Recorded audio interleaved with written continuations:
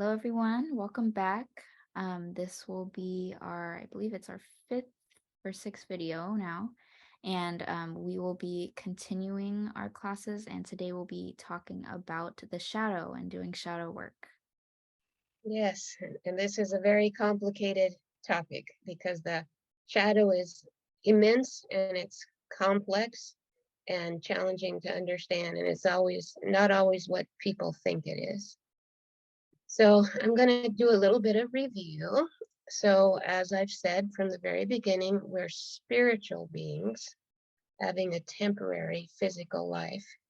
And why do we choose to incarnate to have this temporary physical life that is also very complicated and very, very challenging? We live in, I think, a difficult world. Mm-hmm. And why would an advanced spiritual being choose to do that? When we incarnate, we're veiled. Mm-hmm. We forget who we really are. We forget all the good things that we know, having our brains completely wiped, entering into a situation that is completely unfamiliar to us. Why would we choose to do that? You got any ideas, Yvette? To evolve And how do we evolve through this period? by learning and suffering, I believe. Well, we do suffer, Yeah. but we also learn through joy and through the good things that happen. So it's not just about pain, but in our reality, because of the way it's all set up and because of our victim consciousness mentality, we tend to get ourselves into situations that cause a lot of pain. Mm-hmm. And when you're in pain, that's when you call out to God. Yeah. It forces you to grow in a way. It forces you to grow. So, what I believe is that we come here knowing that we're going to have these challenges, and that by veiling ourselves, we are forced to really, really deal with who we are. There's an enormous spiritual being who is magnificent, created by God. But we have within us polarity. Everybody has polarity. There's no one that's all dark and there's no one that's all light. We all have these dark and light aspects. And frequently, we're not even aware of what our darkness is. And we're frequently not aware of what our light potentials are. And the truth is, very few people in our world are able to manifest their light potentials in this world. We're not able to meet our fully loving, fully empowered potential because the light is held in the shadow. We're in as much denial of our light as we are of our darkness. I mean, when I say to you, you're a magnificent spiritual being, how does that make you feel? What goes on in your mind? I mean, I feel at least that I am. Like I've always kind of believed that. I mean, but to some other Mhm. people, they'll be like, "You're crazy." I'm a physical being. I'm a mortal. I don't. I only live for 100 years if I'm lucky. Mhm. So, And most people think I'm really fallible. mm-hmm. I make so many mistakes. I'm so imperfect. Yeah. I mean, that's the most common. Mm-hmm. And most people are afraid of their light Mm-hmm. and they don't manifest their full potential. And then there's a lot of shame around that. Mm-hmm. Like, And who am I? I'm nothing, nobody special. I haven't done anything great in the world. yeah, and for some people, I mean, even if they do show their light and they start genuinely believing that they are light and they are a good person, something could happen that somebody else thinks that they're a horrible first person for doing something that they thought was good, and then that could bring them down. Exactly. So, so we are mistake-making people. We evolve from immaturity to maturity. And how do we get to maturity? Well, we make a whole lot of mistakes. Mm-hmm. And we have to learn from our mistakes. That's the only way humans grow. So when you're a mistake-making person, if you shame yourself for making that mistake and and tell yourself that you're no good and so forth and so on. You're stupid. I mean, lots of people call themselves stupid all the time. Mm-hmm. That stagnates your growth because that is shaming, and shame is a stagnation device, causing you to do your dark law and your addictions and all of those things that Mm-hmm. aren't helpful to anyone. I'm going to tell you a story about this man named Greg Braden. He is a mystic, a scientist, and he has a background in life science, geology, mathematics, and physics. Now that's pretty sciencey, right? Yeah. But he's also a mystic, and so he's a really amazing guy. That has a lot of videos on YouTube. And he began studying ancient 300-year-old Hebrew text about how the body was created. And it was written as if a conscious observer was writing about how the body was created, using certain elements like hydrogen and nitrogen and oxygen and carbon, even though he didn't, the observer wasn't using those particular words. That's how Greg Braden translated these words in his scientific brain. My brain wouldn't have gone there because I don't use that. Those words aren't even hardly in my vocabulary. Mm-hmm. But that's how his brain translated those things. Each element, what he's a mystic, so he also knows numerology. So he knew that each element in the periodic table is paired with a number. And from the study of numerology, he knew that each number contained a letter. And so after he paired the numbers in the periodic table with the associated letter, he discovered that the DNA began to read like a sentence in a book. Mm-hmm. And this is what our DNA says. The very first sentence of every line of our DNA says exactly the same thing.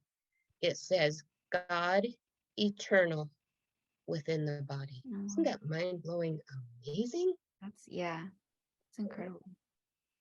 It's incredible that we were genetically created to house a human soul. That's different than a dog soul Oh or yeah. a cat soul. Yeah. Human soul is incredibly complex. So in the non-physical realm, we experienced ourselves as part of divine love, or you could say God or goddess. Lazarus would say God, goddess, all that is. Divine love. And what is God, goddess? Well, they're love, right? Mm-hmm. Divine love, unconditional love. In that dimension, we felt continuously loved and nourished. We had no sense of limitation or separation whatsoever. And then at a certain point, we chose to incarnate into a reality of separation. And in our world, when you look around yourself and all the pain and suffering and struggle and hardship and falling in love, falling out of love, getting divorces, never wanting to see that person ever again, you know, in a sense, we live in a world where love seems not to be, or it seems not to be the most important thing. Yeah. And we've got, you know, governmental leaders and, all these wars and all this conflict and people inventing weapons to kill other people. And, Mm-hmm. it's like, it's kind of mind boggling Yeah. when you think about it. We incarnated into a conflict ridden environment where love seems not to be. But because we knew that divine love would never leave us, we made a pact with God, the covenant. Mm. Yeah. Right? We made a covenant. We made a promise Mm-hmm. to God, goddess, all that is. Mm-hmm. We made also a promise to our spiritual family because each of us incarnated from a spiritual family, a close-knit spiritual family, all of whom were telepathic, right? We spoke to each other by reading each other's thoughts. Wouldn't that be the coolest thing in the world? One of the ways we create separation is we lost our ability to be telepathic. We Mm-hmm. can't tell if someone's going to come up to us and tell a lie. A lot of times you can't even tell Yeah. that they're doing it, especially if you're a trusting individual. So we also made a covenant with our spiritual family. Now, our spiritual family are going to become our guides in this lifetime. We can't see them, we can't hear them, we don't know they're there unless you're educated in Mhm. higher consciousness. You're not even going to know you have these beings helping you. But we made a covenant with both God, Goddess, all it is, and these beings, these higher beings to return. So we come here to explore separation and what it's like to live in a reality of separation. And there are ETs that are much, much more technologically advanced than we are, who don't seem to have a heart. They don't care about human life Mhm. the way we do. I mean, we really place a high value on human life. Mhm. They don't. And people who, psychopaths also go into this category, people who don't develop their heart chakra do mean and cruel things to one another. I also think of scientists who use animals and as things to experiment on, believing that they don't have any feelings. You Mhm. know, they certainly don't have the complexity of feelings that human beings do, but they do have feelings. And yet we treat them in a heartless way. And that's part of the human psyche. We also eat animals, and we have evolved in a human body for thousands of years that needs protein. Well, I've heard a lot of alternative healers say that a vegan or a vegetarian diet doesn't have adequate protein for the Mhm. most, even though they'll say it does. Yeah. What the experts are saying is it doesn't have adequate protein. We need protein to heal ourselves. We need Mhm. protein kinds of to sustain and maintain our body. So we're kind of put into this position where we have to eat Mhm. lower life forms. And some of the higher beings, the extraterrestrials, they are completely vegan, but they don't have this dense material body to Mhm. maintain as we do. They live in a higher frequency with subtler energy. Mhm. So it's quite a thing to step out of the oneness, to step out of that enlightened reality into this dense physical vibration, Mhm. to experience separation. So, what Lazarus tells us is that most humans think we're like the scums of the earth or the scums of the universe because we've had all these wars all the time and conflict, and we're not very evolved. But Mhm. Lazarus says no, they look at us and think that we are the most courageous consciousnesses in the Mhm. multiverse because we choose to do this. Mhm. We choose to come here to be blindfolded and veiled, forgetting everything we know about love, Mhm.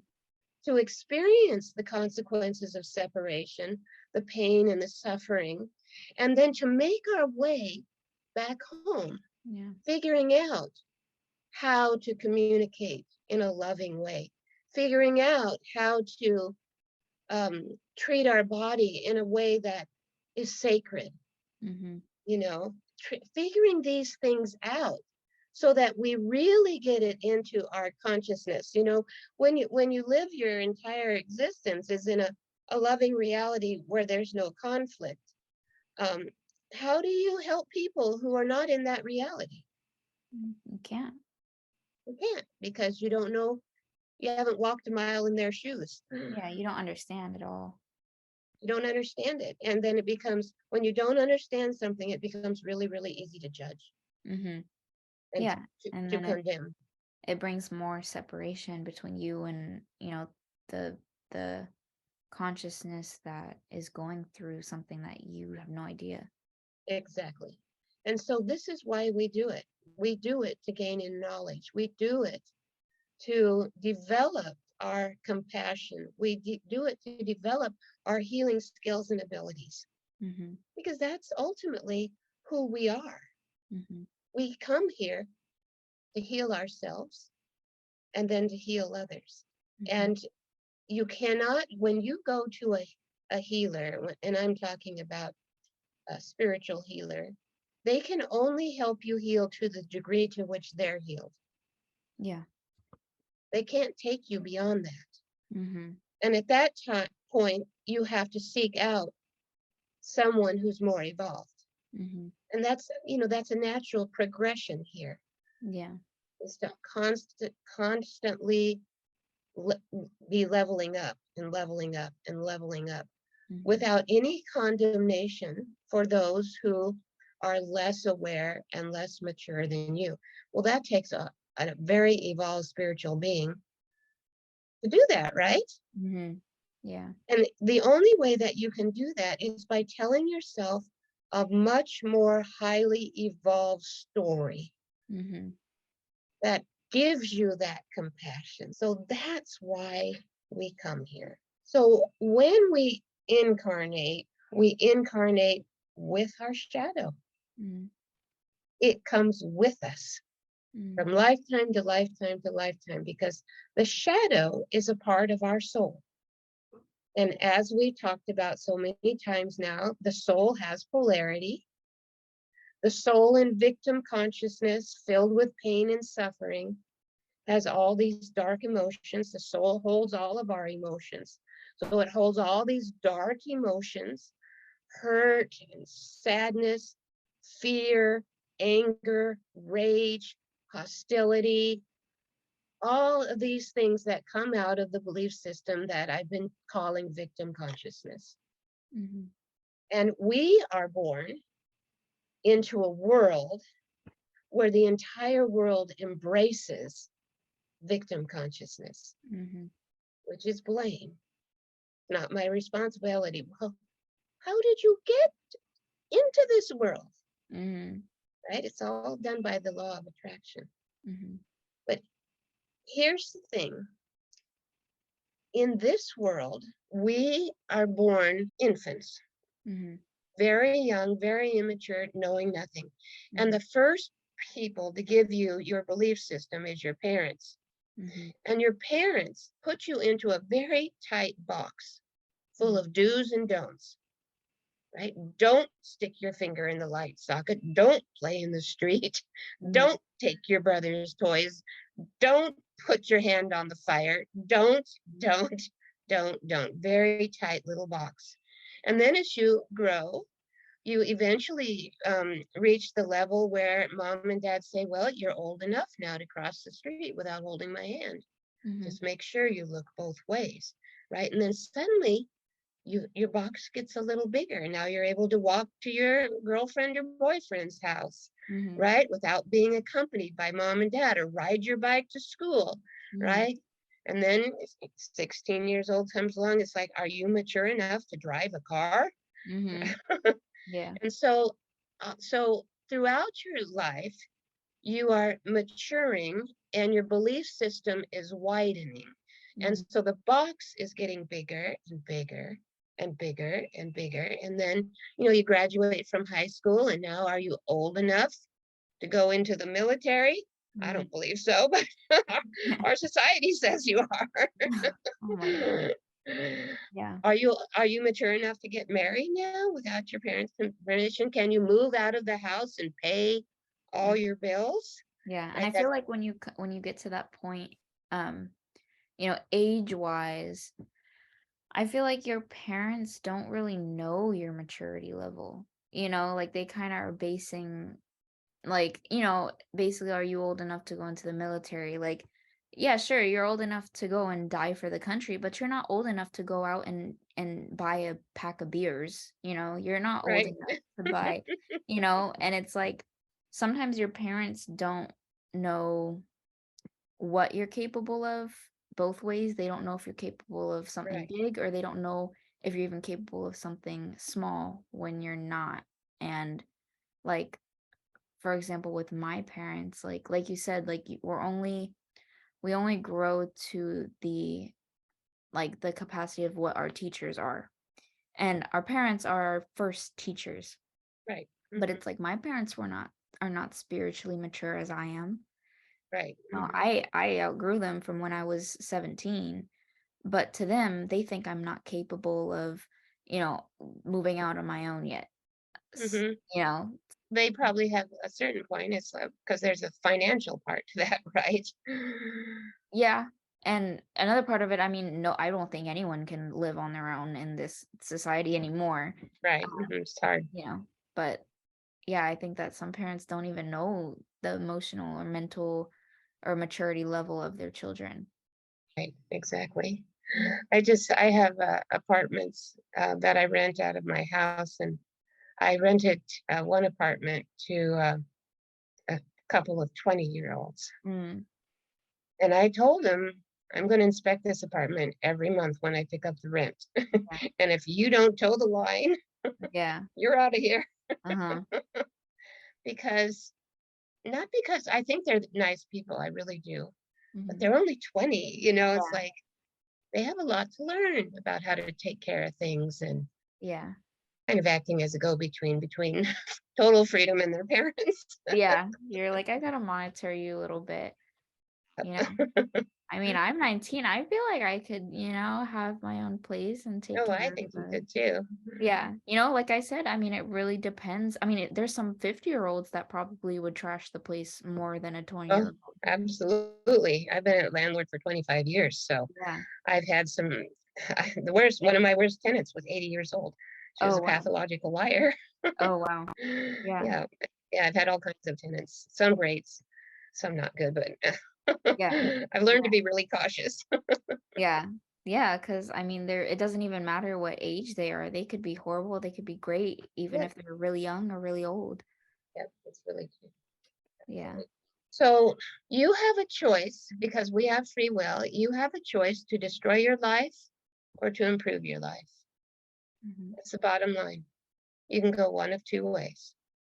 You're Mhm. never just standing still. You're either improving or destroying. And when you get out of your on your own, you will begin to learn mostly due to conflicts in relationships and stuff like that and being told certain things about, how you communicate is not very nice or whatever. You begin to learn that I need to develop something called principles. And principles are based on your values. Mhm. So you have to decide at a certain point in your evolutionary cycle on what you value. Mhm. So for me, when I was younger, I was like chronically ill all the time. And I have really learned to value my health because I know what happens when you don't have a healthy body. You don't feel good. Life is no fun to live. Mhm. It's going to create a lot more struggle.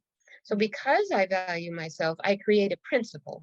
So Mhm. principles are self-created rules of self-limitation. Nobody gives you your principles. Mhm. I mean, religion tries to give people principles, but as we know, everyone who goes to church isn't highly principled. Mhm. So it's really something that you have to generate on your own.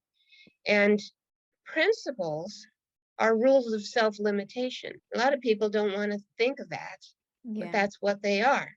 So because I value my health, it limits me on the kind of diet I can eat. Mm. I want to eat a diet that is a healthy, whole food diet that is going to nourish me, that is full of good nutrition and doesn't have anti nutrients in it, like um, some of the additives that they put in food, the herbicides and the GMOs and all of that kind of stuff. I don't want to eat that kind of food because I believe that that has a negative effect on my body. Mhm. So the rule of self limitation is you look on all the labels, you don't eat food that isn't going to be healthy for me. Mhm. But along with that, I also know that I need 8 hours of sleep to feel good.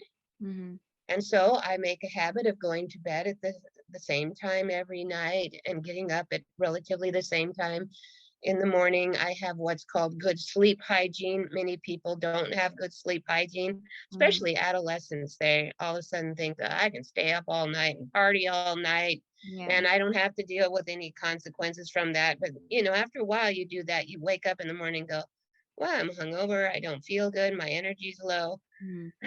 Yeah. right? And so then you realize another rule of self-limitation is, you know what, I got to get my 8 hours at night, which means that means I'm going to behave in a certain way. I also need to exercise every day. I can't be a couch potato because everyone knows that that's not healthy, Mm, right? So this is what I mean by rules of self-limitation. And so I value loving relationships, which means that I better figure out how to communicate to others in a loving way. And this is the hardest thing for all of us, I think. At mm, least it was hard for me because I had no role models for this. yeah. My parents didn't communicate with each other in a loving way. Mm, It was often quite destructive and mhm, terrible. I felt like I was raised in an environment that was full of acid rain, mm, the way my parents went at it. The problem with this is that until you've had a few relationships and until you find yourself saying mean or cruel things, you don't think of yourself as not knowing how to do it. So you got to mhm, discover, I don't know how to talk to people. And then you have to seek out a teacher mhm, that can help you do that. And that's something that few people do. And so you decide what it is you value. And then you create these principles of self limitation. So we have free will to either destroy our lives or to improve our lives. mm, And the people who improve their lives tend to be highly principled. mhm, They tend to be people that value honesty and authenticity. They tend to value their health. They tend to value loving relationships. They tend to value honesty. They tend to value things that your society might or your culture might say that no, you can have love with make love to multiple people in a day. And I mean, you're still in adolescence. You know what your peers are like. mhm, yeah, They don't have um, they don't have principles. They don't live principled lives. I can say this because we've talked for a long time, yeah. and you've told me about what some of your friends do, and it's like, really? Yeah, I would be completely some of the way my friends live or my used to be friends live, it's like I would be so tired every day. I would feel so gross in my own body. I'm like you where I have to eat healthy. If I eat too much sugar in a day, I can feel it in my body and I won't feel good. Or if I sleep I try to get at least 7 to 8 hours of sleep. If I get under that, I'll crash in like the middle of the day. Or like I can't have too much coffee because I get panic attacks. I can't, I have to do my Right, night routine. I'll brush my teeth right, twice a day exactly. because I'm terrified of the dentist and Right. like I am live my life comfortably because I hate being uncomfortable. Exactly. Yeah. You said that so well. I hate being uncomfortable. I hate having conflicts in my relationship that make me feel bad, you Yeah. know? Yeah, and it's like some people don't they're like, "Oh, I'd rather be uncomfortable than put in the effort to be comfortable." And it's Yeah. like, why? I That doesn't make no sense to me, but Mm, for some people it works and it's mm. like, okay. Well, living a highly principled life can be challenging. I Mhm. mean, I think of Jesus as being highly principled, and look what happened to him. Yeah. Yeah. There were certain people who he wasn't very popular with. Yeah, or like martyrs, like people who've died for standing up for their faith, like they Right. are very disciplined, but yet they were probably brutally murdered. Yes, like Jesus was brutally murdered, and all he was doing was telling people the truth. Mhm, And for the most part, he was incredibly kind and loving. And, mhm, but if you tell the truth to certain people who don't want to hear it mhm, because they don't value love, well, then you trigger something called the negative ego. So that's the next thing I want to talk about, negative ego. The negative ego is not your shadow. mhm, A lot of religions talk about the ego, but Lazarus makes a distinction between the negative ego and the positive ego. And he says that we cannot get rid of the ego. When we are blinded, when we're veiled, we come into this world without a concept of God and without any memory that we just left behind a spiritual family that loves us and is there to guide us through this lifetime. So we're veiled, we're blinded, we have no inner guidance, we have no higher guidance of any kind. And how are you going to know how to navigate this world?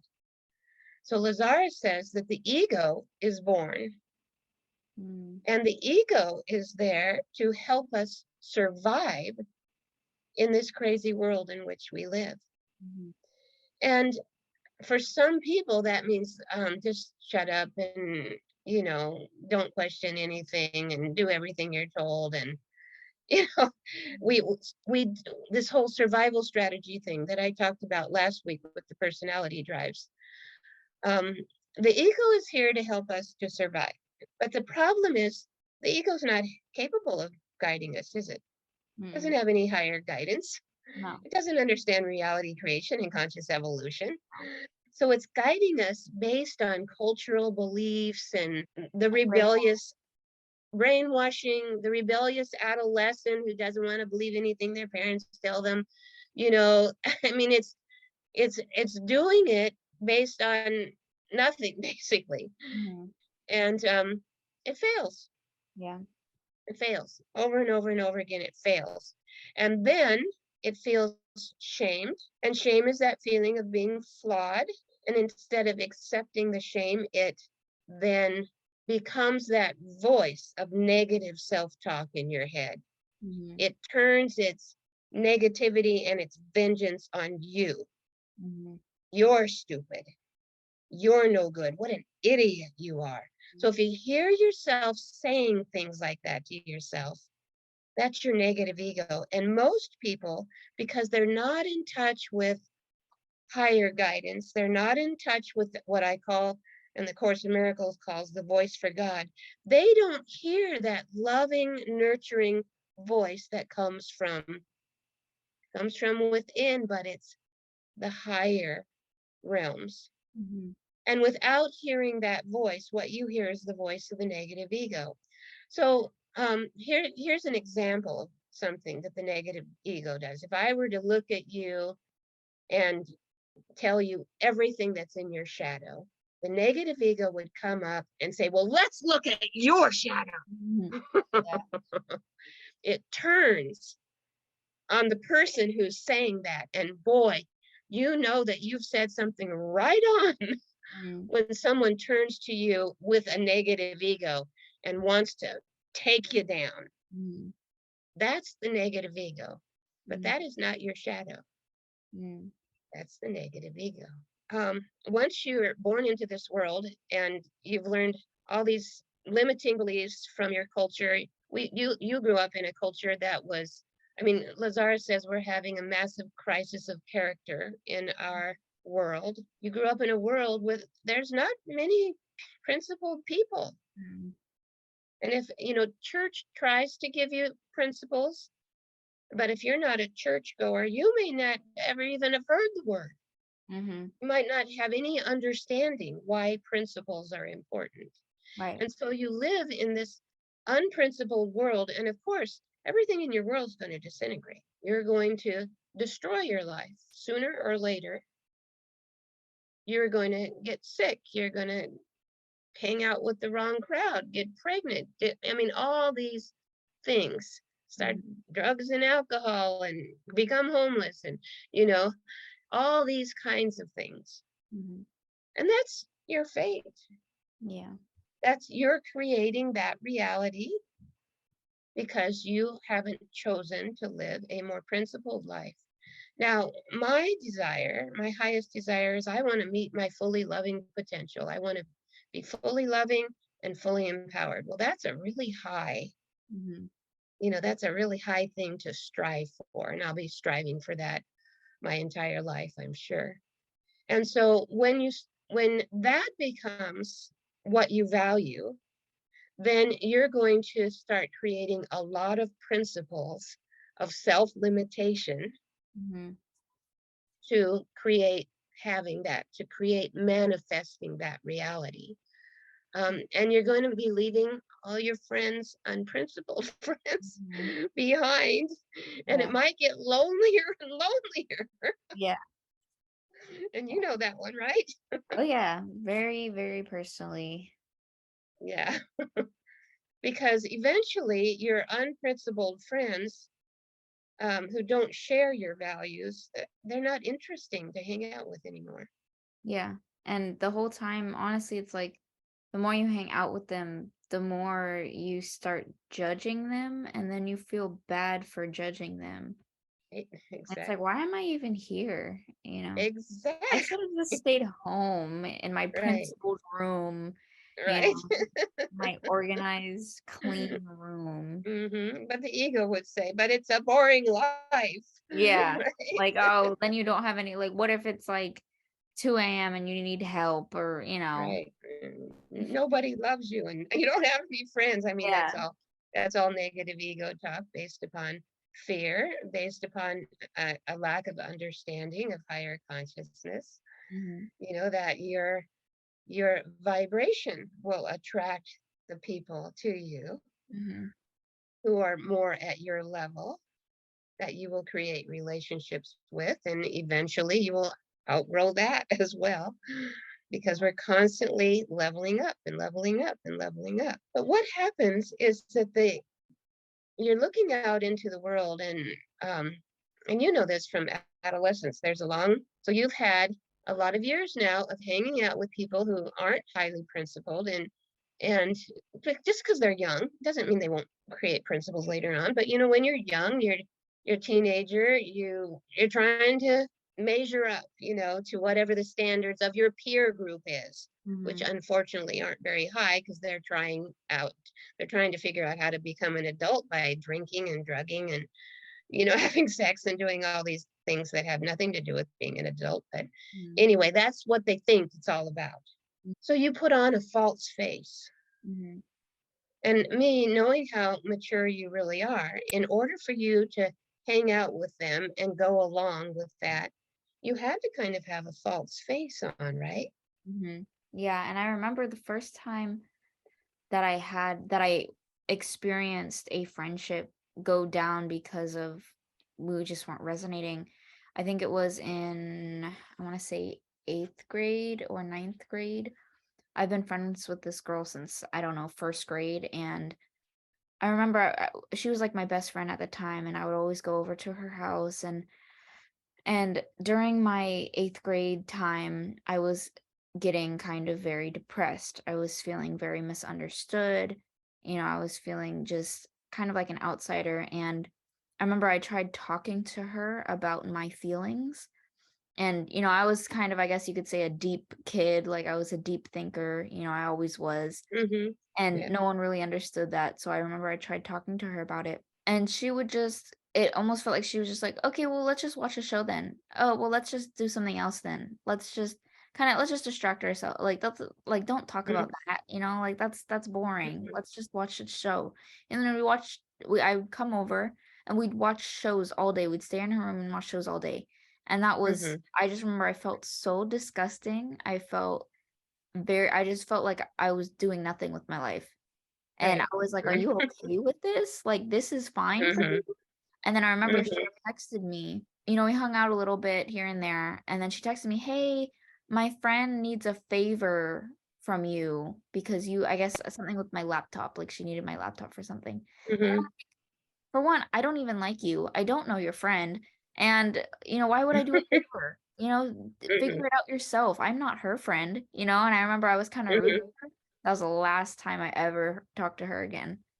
And Really? yeah, because I kind of, I was like, "Are you serious? You're over here asking me for a favor for your friend?" Mm-hmm. I'm like, "You know what? I don't even like you. Like, Yeah. what's the point? I don't need to do favors for you or your friend." Mm-hmm. Yeah, Mm-hmm. and that was that, and I was friends with her for over 5, 6 years and never spoke Mm-hmm. again, Right. Exactly. and I was just kinda like, "What happened?" Like, we just Mm-hmm. You grew apart. But in order to be friends with her for those 5 years, you had to kind of become somebody else. yeah, I had to, "Okay, I guess if this is what she wants to do." Mm-hmm. Mm-hmm. So people put on this false face that is the socially acceptable face. Mm, You know, when you're a teenager, it's about socially acceptable to your peers. Mhm. And so you put on this false face. And so part of the spiritual journey is about how to become real and authentic, Mhm. to become your real self who's honest and truthful, but kind, and, all of these kinds of things. And remember when I was talking about the chakras above your head is the real self, then the Mhm. higher self, then the soul, Mhm. then your God self. So the real self is a real part of who you are. And so here we go through this process. We incarnate, we're veiled, we go forgetting everything, we incarnate into this crazy world that has full of victim consciousness, unprincipled by and large, Mhm. trying to fit ourselves in, putting on this false face, having a false identity, Mhm. and then wondering what has gone wrong with our lives. Mhm. So let's talk about the shadow now. So the shadow, like I said, it's born with us. So when we're born into this beautiful environment we call our earth. And God created this environment. Mhm. It's exquisite. I live in the most exquisitely beautiful place. And then man comes along and creates its world, their world on top of this beautiful place. Mhm. And that world is created by man, and we create institutions in that world that are created by our belief system. And we have rituals relating to marriage and mating and all of this stuff, and it all comes out of that belief system, a cultural, religious, scientific belief system. And that world has nothing to do with God. Yeah. Right? And people will ask, um, if there's a war, it's like, why would God allow that? Well, Mhm. God gives us free will to improve our lives or destroy our lives. He Mhm. has nothing to do with it. Yeah. Yeah. Nothing. Yeah. It's your choice. You Yeah. want to destroy your life? Go ahead. I'll love you anyway. If you want to improve your life, well, I'll send you guides and teachers. When I hear that people say God couldn't possibly love us to let these terrible things happen, it's like God doesn't say no. God always says yes. Mhm. Yeah. Do as thy will. Mhm. And if you want to harm yourself and harm other people, well, you'll suffer the consequences, but do as thy will. Mhm. God is not going to say no.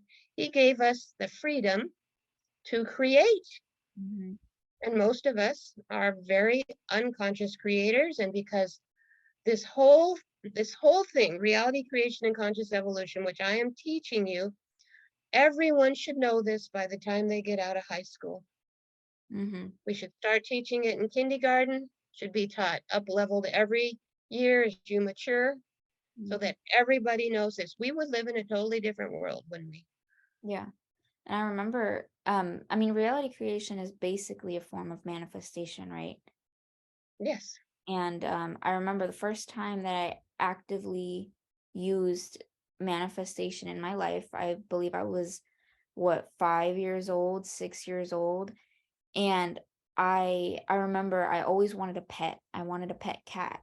And I remember, those little wish flowers, and when you blow on them, it like Yeah. glows. And every Dandelion. time, yeah, the dandelions, whenever I would see one, I would pick it and I would wish for a cat. I want a cat. Give hmm me, I would always wish for a cat whenever I would blow it. And hmm one day yeah, I would think I was 6 years old. There was a litter of cats that were born in our backyard, and one of them, um, was it was around Thanksgiving time, so around this time, maybe in hmm like a month. And there was a baby cat. It was a few months. It wasn't a tiny baby, but it walked up to my dad. He was barbecuing the turkey in the backyard, and came up to him, and my dad fed him a little turkey, and then he ate it and left. And then the next day he came back, and then he fed him a little bit, and then he left. And hmm like a week later, we lured him into our house, and then he slept under the table. He was terrified, but he slept in the house for a night, and then he ran out. Mhm. And to this day, he is he's still alive. I have a picture Mhm. of me and him when I was, a So toddler, cute. and Mhm. now he sleeps with me in my bed, and I manifested him. Mhm. Mhm. He was just a stray, and now he's like the Mhm. house cat. He still loves being outside, but he'll come in, have Mhm. dinner with us, and sleep with us if it's too Mhm. cold or rainy, and Mhm. Mhm. um, yeah. Cool. And I Yeah. was like, yeah, I manifested my pet, and I still have him. Right. So that was cool. So so we've got this earth that God created. God got us all that is created this beautiful, exquisite place that then man created a belief system and culture and civilization, and we're polluting God's world horribly, Mhm. which we're doing that out of our free will, and God says, okay. And then we have what's called the shadow. And that shadow, which is the fifth face of our soul, holds both light and dark. And the shadow delivers our reality to us. The shadow brings us our life experience. It's Mm, like, how did that happen? It just hit me out of the blue. I couldn't possibly have created that, but it's coming to you through your shadow. mm, So your shadow is part of the soul, so it holds the full range of experiences that you can have, all the way from a Christed being to a murderer, full range. So when you're not very principled and don't care how you treat other people and don't have any compassion for other people and don't think there's any problem with taking advantage of people, and you've got these intense feelings of rage and jealousy and hostility and this, that, and the other. Well, your shadow is going to bring to you other people who are just like you, mm, because this is a world of reflection. What is brought to us comes to us to stimulate our ability to reflect on what we've created. So, in a way, you could say this world is a mirror. And when you have intense experience, whether it's intensely positive or intensely negative, that is your shadow kind of knocking on your door and saying, pay attention here. mhm, There's something that you need to reflect upon. But because of that old negative ego, loving to blame, mhm, we go into blame, the negative ego takes off, that person is a psychopath, that person is this, that, and the other, those banks are predators, we mhm, come up with all these things instead of uh, looking at ourselves and asking ourselves, what is the reflection here? Now, if you're dealing with someone, oh, let me give you an example. So when I was way back, when I was just first in those first 10 years, I was beginning to do my healing work. I got tangled up with a pathological liar. And it took me a bit to figure it out, because I mean, you can't always spot that. mhm, But eventually I figured this out. This guy's a pathological liar. mhm, And so I was asking myself, well, how did I create having him be in my life? I don't lie to people. At least I try to my best ability to be honest. And then all of a sudden, as I was reflecting upon it, all of a sudden I got it. It was like, oh, I have a pathological liar inside myself. This mhm, pathological liar is my negative ego. And this mhm, pathological liar in me is saying terrible things to myself, like I'm no good and I'm stupid. mm. Oh, wow. Everybody has a pathological liar inside themselves. Mm, And so when you think about how to understand how is X, Y, and Z an aspect of my own shadow, you've got to be thinking symbolically. You have to be using your imagination to figure it out, because it's not always a one-on-one correspondence. Well, I'm not a pathological liar. I don't do that to people. I don't intentionally manipulate people by lying to them. But boy, my ego did its best to manipulate me, mhm, right? Not to meet my fully empowered potential. mhm, I had a pathological liar inside of me. mm, So this is the value of doing your shadow work. All of the experiences that we create, especially with people who are significant others, our parents, partners that we may have, best friends that come into our lives, bosses, and so forth and so on. So, what Lazar says is that anything that you chew on, you know what I mean by chew on it? You can't let it go. You keep going back to it and going back to it and going back to it for days on end, you know?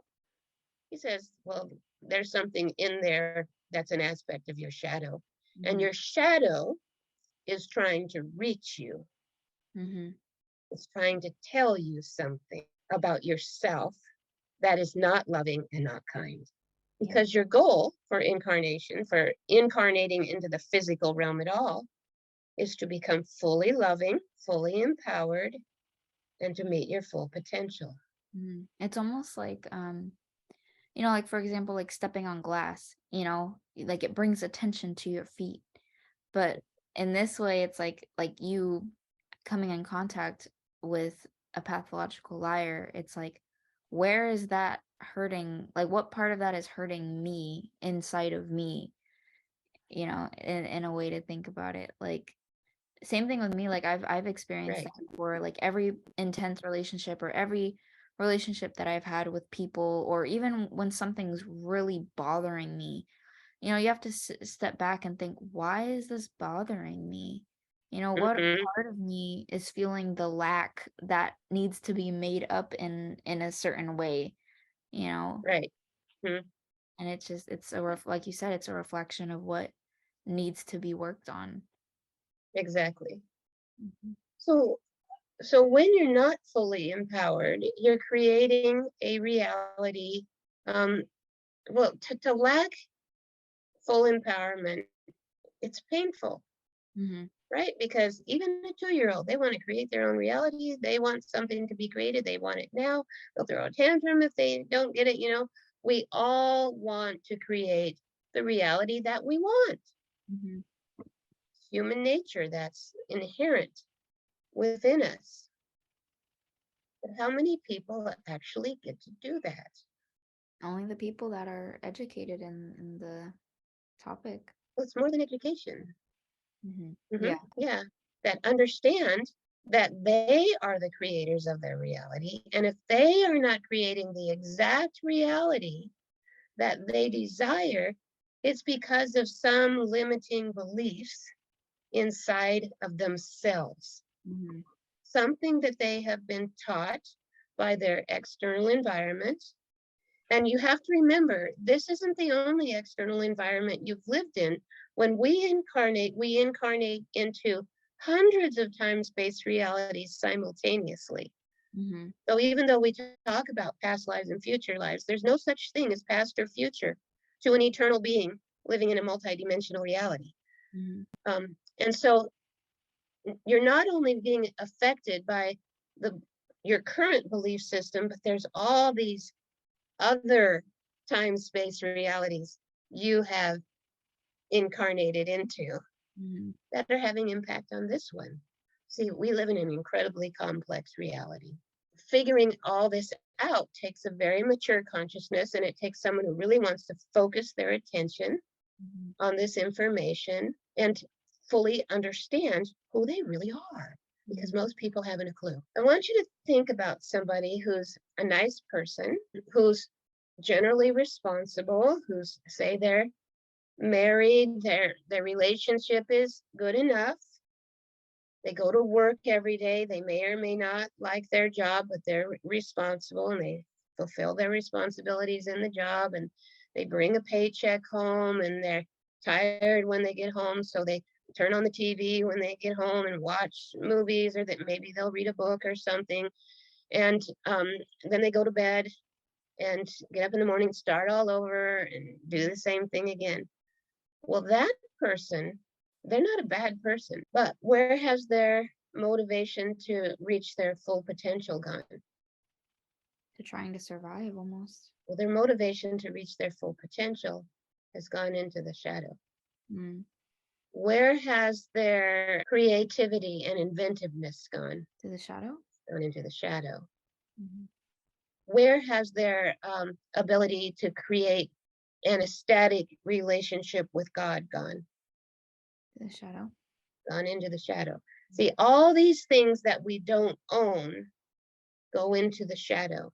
And so primarily our good divine qualities are held in potential and are not manifested. And what is manifested is what you could think of as our darkness. But darkness doesn't necessarily mean that you're mean and cruel and do evil things. Mm-hmm. There's all kinds of things in the shadow, such as shame. Mm-hmm. We're all shamed as children. We're all taught to believe in some way or another that we're flawed, Mm-hmm.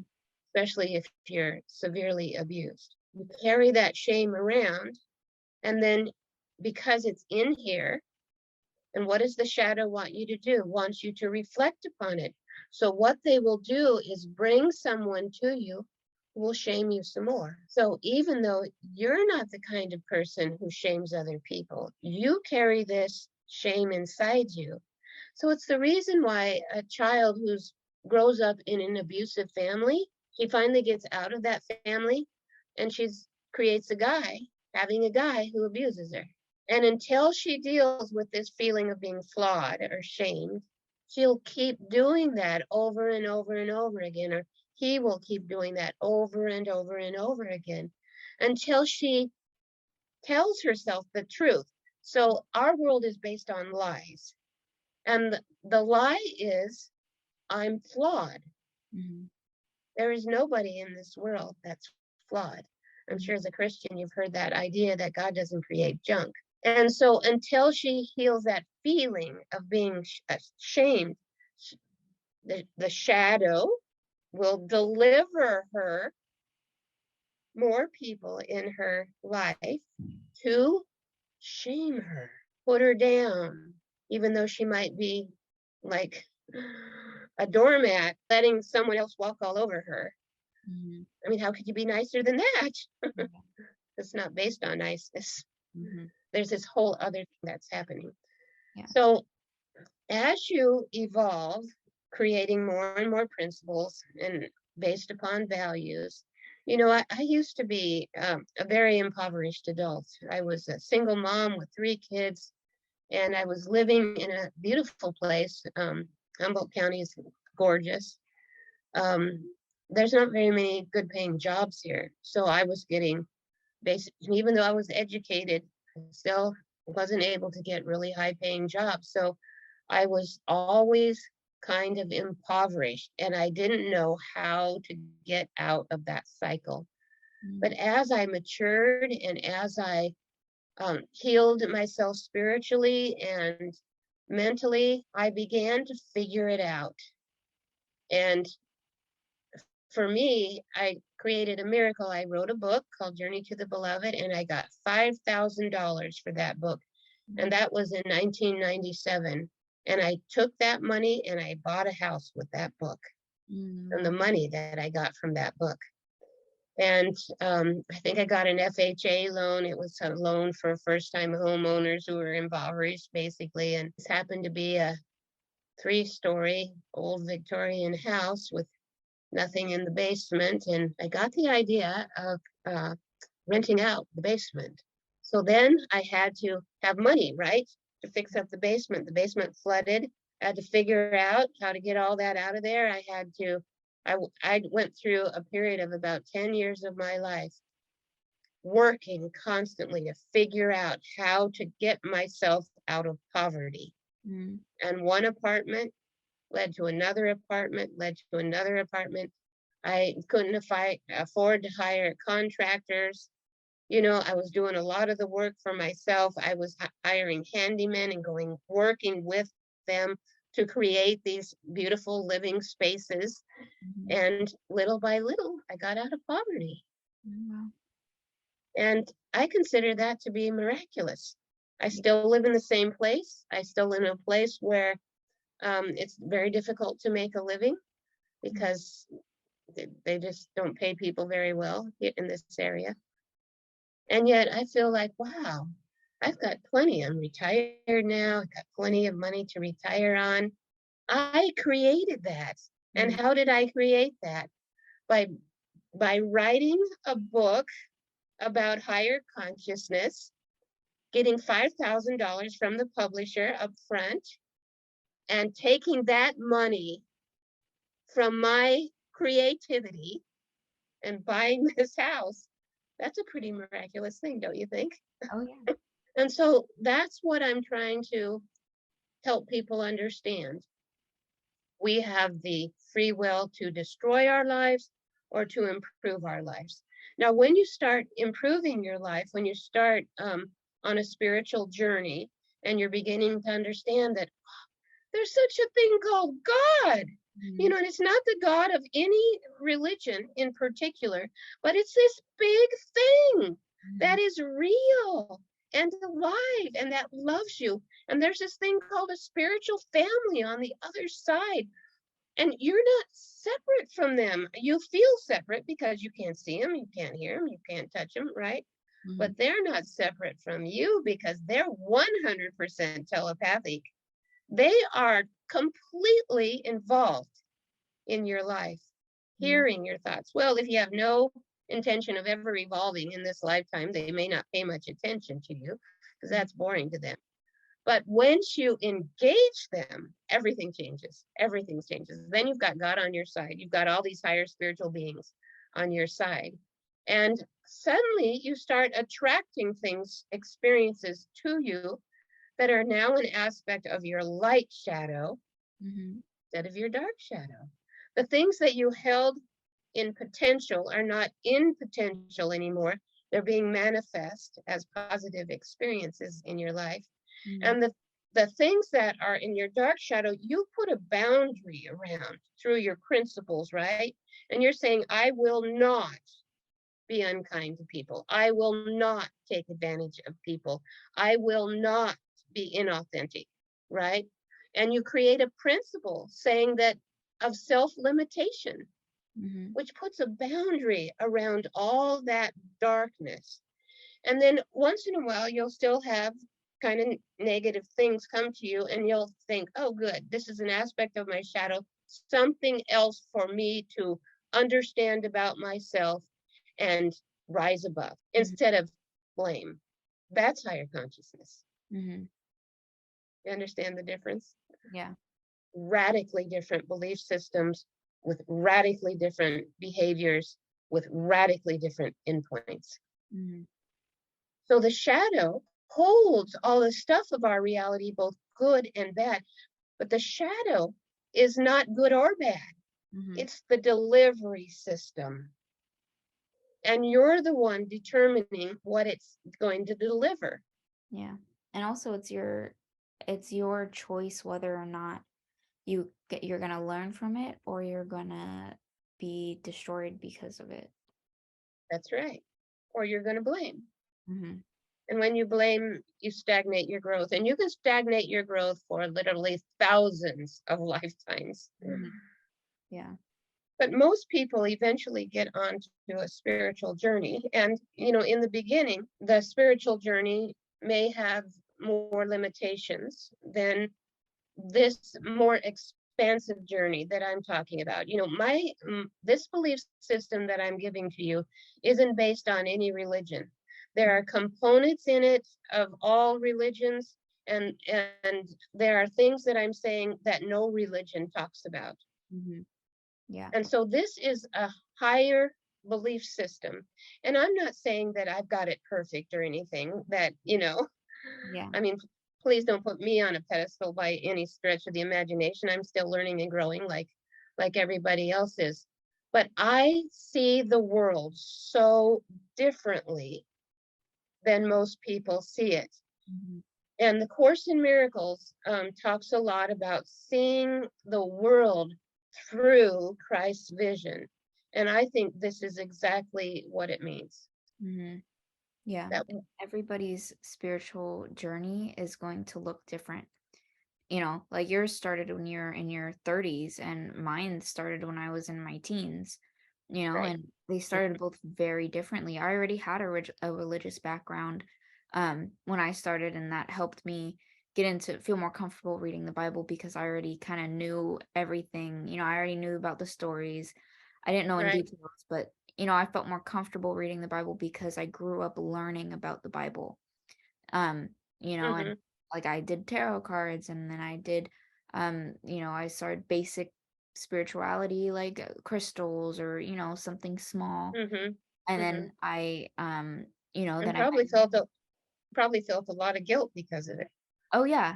Yeah, and, because of my religious background, I did feel a lot of guilt because, I was like, "Oh my God, he's watching me right now, and he is like, 'What are you doing? You're talking to Not demons.'" approving.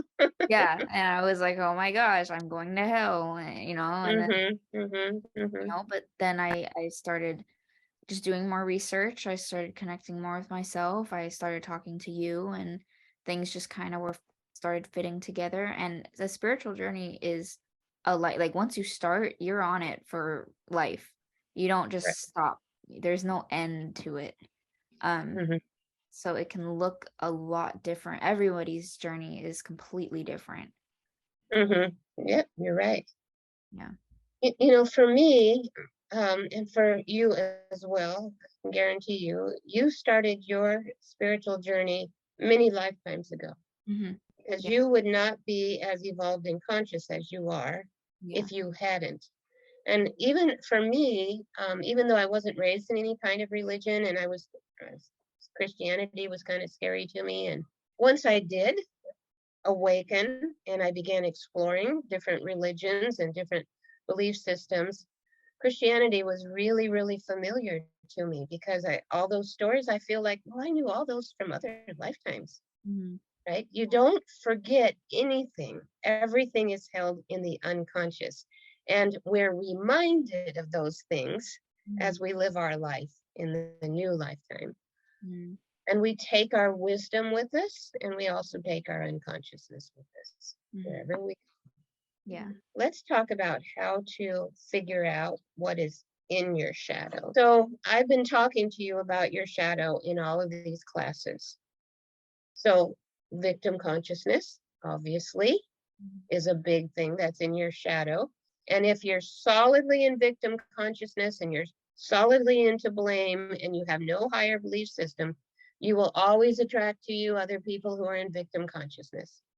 If you're blaming other people, you will always attract people to blame you instead of be understanding. So in that second class, we talked about the dark law, we talked about the negative scripts, we talked about the inner demon, the dark shield of shame and undeservingness and guilt, all of it in your shadow. Hmm. Because these aren't things that people reflect on, right? Yeah. You might have a dark law, but when was the last time you sat down and going, oh, I'm doing my dark law again? Mm. We're not reflecting upon it. And Mhm. so once you have that dark law, I'll always be a failure. Guess what? Your shadow delivers to you Mhm. more more proof that you're a failure, Mhm. so that you can reflect upon the beliefs Mhm. that are creating that. All of these things are happening when you're in those formative years. The formative years are considered the first 6 years of life, when you're just laying down these neural pathways in the brain.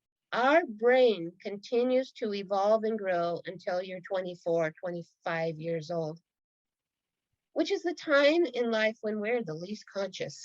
Mhm. So the rest of your lifetime, once you get on your spiritual journey, we have a lot of undoing to do. Mhm. And it's not easy to undo those beliefs because they become paths of least resistance in the brain. And with the personality drive, what happens is that you can go along with in high vibration, right? Until something comes along to stress you out. And Mhm. all of a sudden, you have those automatic negative thoughts that come up and right into a low vibration. You Mhm. begin to disintegrate, you begin to blame, go right into victim consciousness. So there's this in between state between victim consciousness and higher consciousness. And that's all this in between time. It's like you're having to be very, very mindful all the time, always looking at yourself from a higher perspective and pointing out, oh, that's the dark law. I'm doing that shame thing again. You know what? I've got all this jealousy. All these things are based upon beliefs, right? What do I need to change about myself? What belief do I need to change Mhm. in order to move into this higher vibration? So if your dark law is, I'll always be a failure, that wasn't my dark law. I'll always be a failure. And I'll tell you why I had this dark law is because my dad instilled in me the belief that successful people were people who had a certain amount of money in the bank, Mhm. had a home and a relationship, and success looked like this. Mhm. Well, my life didn't look like that Yeah. at all because I was putting all my time and energy into healing myself and figuring this out and taking Lazarus workshops and reading the Course in Miracles and doing my spiritual journey. But in my dad's mind, because he didn't know what a spiritual journey was, he thought I was a failure. Mhm. And so that was, in a way, an inner demon Mhm. that I had to outgrow. And when I could finally tell myself, you know what, my life is a total success. I may not have the money, I may not have the relationship, I may not have any of those things that look like success, but look at everything I've done. I've healed myself of my shame. I have high self esteem. I've created principles and values. I've rewired my whole brain. Mhm. Yeah, and you probably felt a lot happier and more That's accomplished than success. you did. That's a success story. Mhm. Absolutely. And, I retrained myself. I became a psychotherapist and began helping other people. I was teaching classes on reality creation and conscious evolution. It's like, you know, that's pretty darn successful. Mhm. Yeah. But it wasn't until I could see that, because, I kept getting the reflection back, I'm a failure, I'm a failure, that I could say, wow, I am a success and live that knowledge. Mhm. Then my life started becoming more successful and more successful and more successful. It wasn't about making, for me, it's never been about making $1 million. That has never been part of my agenda. I've always wanted to live a comfortable life, and that was it. This is how it works, Yeah. everybody. This is how it works. This is reality creation. When you know it and you do the work to transform your life, everything changes. It's all dependent on you. Mhm. It's not dependent on your environment changing. Now, this is a complicated reality because we're voyeurs. Everybody in this world is a voyeur. I turn on the news and I'm a voyeur. I know everything that's happening in Russia and the Ukraine and every other part of the world, and I'm seeing every bad thing that could possibly happen. And I'm a voyeur into my friends' lives and my children's lives and my parents' lives, and right? And Mhm. they're creating their own reality because they live in their own little world. I live in a different world. You live in a different world. Mhm. And even though we have the same backdrop, we have the same beautiful earth that's being terribly polluted, we have the same man made world, we don't have the same internal world. Mhm. And I can't create in your world. Only you can create in your world. So each and every person has to do the work themselves. If I were, say, I was a rich parent and I've got a child and I'm wanting that child to, have a wealthy life, and if I'm spiritual and I give that money to my child, if my child is not spiritual and it hasn't developed the spiritual mentality to improve their life rather than destroy their life, they will either lose all that money or do something destructive with that money or not use it for the benefit. So you are the only one that you have rulership over. The only thing you really have rulership over is your own attitude, your own belief system, um, what's going on between these two ears. And I can guarantee you to change the wiring in your brain takes constant, concerted effort. Mhm. And I've done that by saying affirmations. Other spiritual traditions do a like silent meditation and things like that, which I've never really gotten into and I don't understand Mm. because it feels like I'm wasting my time. But I've been told by people who do that no, it's not a waste of time at all. But the way I align my thoughts with a higher power is by saying affirmations. So I'll get into a meditative state and I'm saying things like, peace and love and joy abide in me. God is right here, right now. We cannot be separated. I am loved always and eternally. So I'm saying these kinds of phrases in my mind over and over again until all of my thoughts are aligned with higher consciousness. Mhm. And I do that regularly. Every morning when I wake up, I'm doing that. Every night when I'm trying to go to sleep, I'm aligning my thoughts so I take an alignment into my sleep state. It's a lot of work, Yeah. Yeah. but the best work in the world. Yeah. I mean, it's more work. I feel like not having that. I mean, in a way, it's a resource to connect with your higher power. It's more work to not have that. Because I noticed, like, lately, I mentioned earlier, I've been saying affirmations before I'm going to bed if I'm feeling really anxious or Mhm. if my thoughts are keeping me up. I kind of just ground myself with saying, reaffirming myself and saying affirmations, and it helps me calm down and it helps me go to bed not worrying and not stressed out about things that aren't important at the moment. Right. That's Yeah. exactly right. And that's how I do my spiritual journey. I've never really sat in silence. I can't figure out how to do it. I'm a little bit hyperactive because I'm always working and, I have a lot of goals that I'm always trying to reach. Yeah. And this is something that I can do. And all the affirmations that I say came from the Course in Miracles, and they're very, very highly advanced Mm-hmm. affirmations, talking about that we're divine, Mm-hmm. that we are children of the Most High Creator, and as His children, He gave us the gift of creation, and you can destroy your life with that gift or improve it with that gift. Yeah. Let's talk about the blocks to owning your shadow. These are really common. These are all from Lazarus. He's talked to us about this before. A lot of this is from Lazarus, and it's also me figuring out how to say it in a way that makes sense to me. I've taught this class for a lot of years, and every time I teach a class, I go over my notes and go, no, it has to be said this way or that way. It's like this very creative experience. So being seduced into thinking our shadow work is done. Lazarus says your shadow work is never done. You'll Mhm. be doing shadow work until you die. Yeah. You will be taking ownership of more and more of your realness and limiting the dark, thinking that because we are spiritual, our shadow isn't as bad as other people's shadow.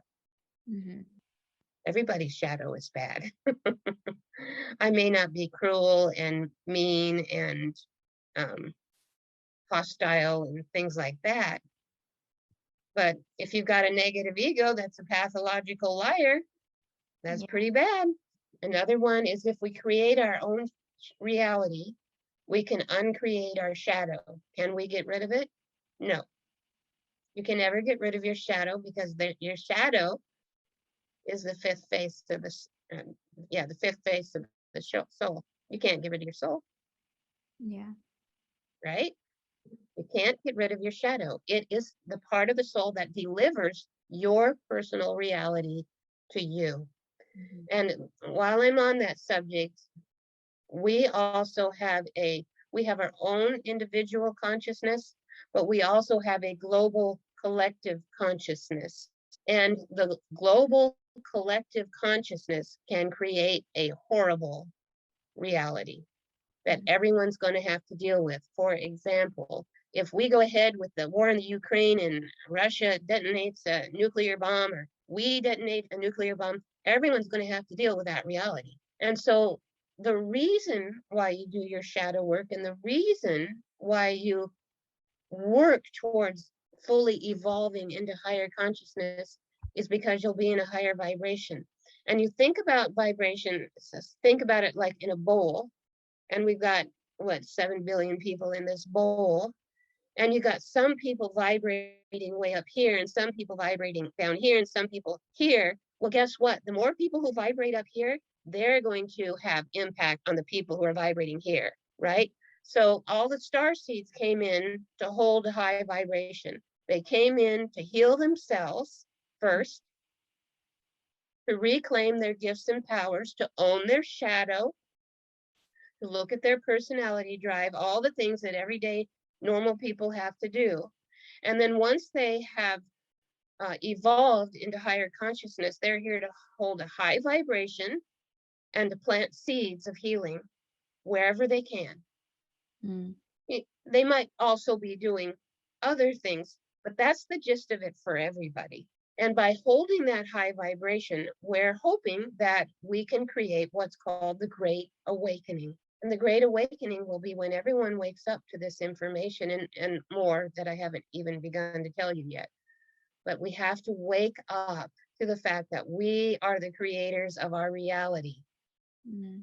And if we don't step up and create principles and say no to what certain people in our world is doing, we will be victimized once again. So another thing, we want our shadow work to be rational and logical. It's not rational and logical. You have to use your imagination to figure it out. Yeah. We want guarantees that if I do all that work, my reality will get better. I guarantee you there's no guarantees. Mm. Yeah.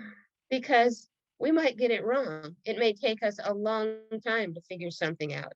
You know, there's things that I've grappled with for years and years and years, and I still haven't figured out.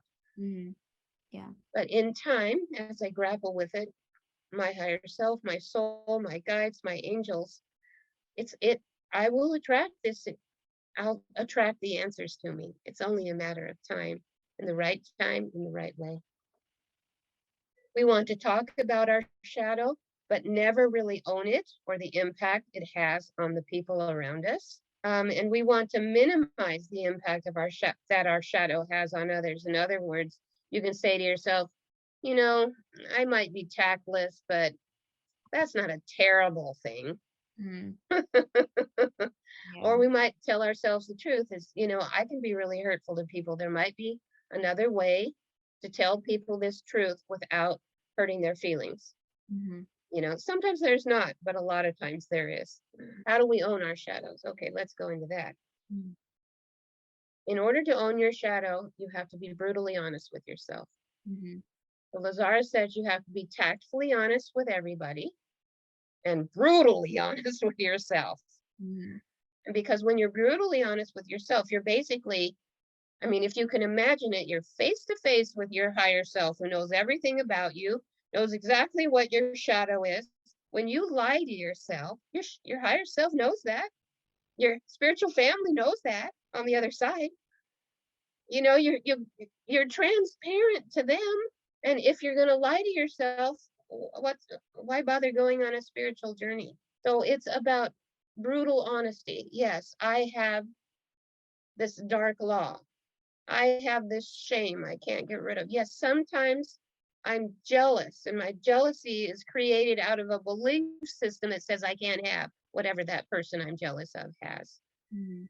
Sometimes I say mean things to other people. I'm not, well, maybe I am meaning to. Maybe I'm not. But sometimes, you have to tell yourself the truth. Yeah. You know, you know what? I am a completely imperfect person, but guess what? I'm lovable anyway. Mhm. That's the truth. So you have to be honest to do this work. You have to look outside at the reflection. You can't just get it by looking in here and trying to figure out. You can't figure it out by being introspective, although that's helpful. You have to look outside at your environment and what your shadow is bringing to you. Look at the things that people have told you all your life. So one of the things I was told all my life was that you're so critical.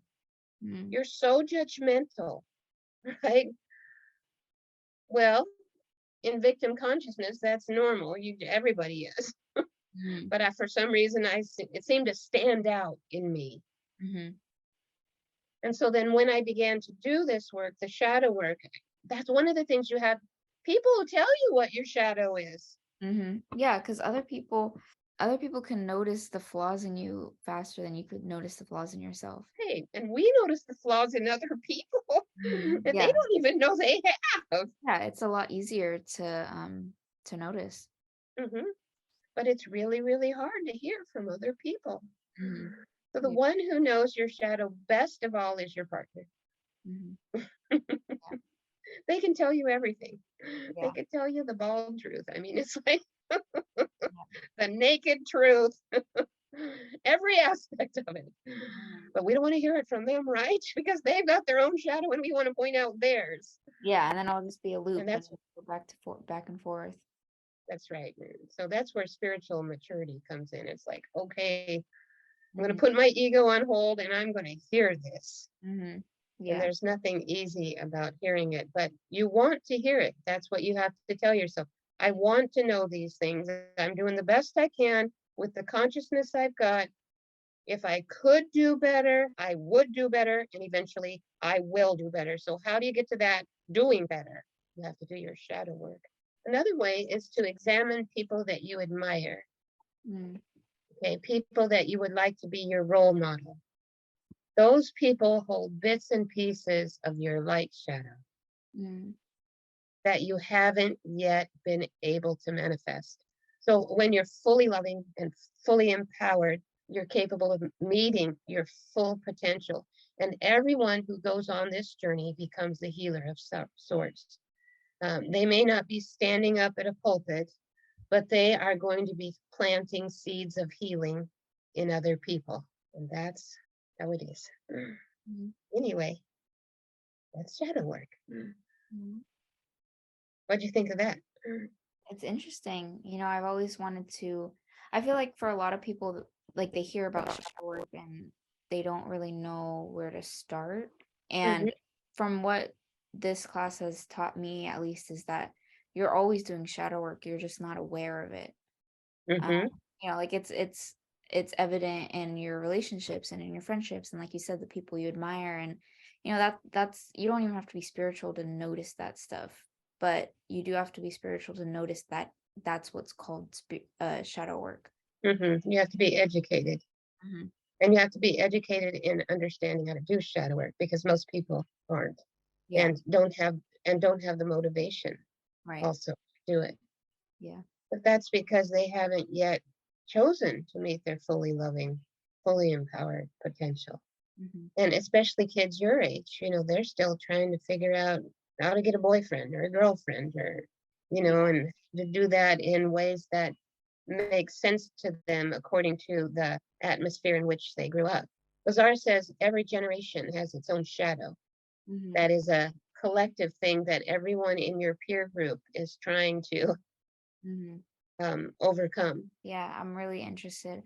It's kind of like I want to be more reflective of it. And also you could do shadow work. I mean, with meditation or just, I mean, every day you can just kind of look at, I mean, for example, going like before you go to bed at night, kind of think about like I heard about people writing down three things that they're grateful for, three things that they were bothered by, three things, you know, three Mhm. things that made them really upset. Like in a way, that's also shadow work too. Yes, that Mhm. is also shadow work. And the other thing you do is you want to take this into your prayer life and talk to God about it. You want to say, wow, I just found out that I'm this really critical and condemning person Mhm. and that I've hurt lots of people. Even though I may not have spoken out loud, even the thoughts are energetic, Mhm. they're having impact. Yeah. And telling yourself the brutal truth that that isn't very loving. Mhm. Everyone's doing the best they can with the consciousness they got. And you talk to God and you're saying to God, I have this in me. And I know that it is a wiring in my brain that is a path of least resistance. And I want it to end. And I need your help. Is there any energetic work you can do? Can you bring me to a book or a video or a teacher? Or I need your help. And God and your spiritual family on the other side, they love that kind of conversation. And they will help you. I guarantee it. And Mhm. then you have to recognize the help when it comes. Yeah. And you have to be open to it. hmm exactly. All right, and I then guess what we're will be um next class? What will we be talking about? I think we're going to talk about destiny. Okay. All right. That's a really fun class too. Yeah. Yeah, I love learning about everything and the pieces of the soul and anything that involves growth and just being more reflective of yourself, and it kind of opens your eyes up too to a different perception of the world. And Right. That's what it's supposed to do. yeah, yeah. Cool. All right. Well, I will see you next week. All Okay. right, I will see you next week and we'll continue our classes. Bye, everybody. All right, bye. Thank you for watching.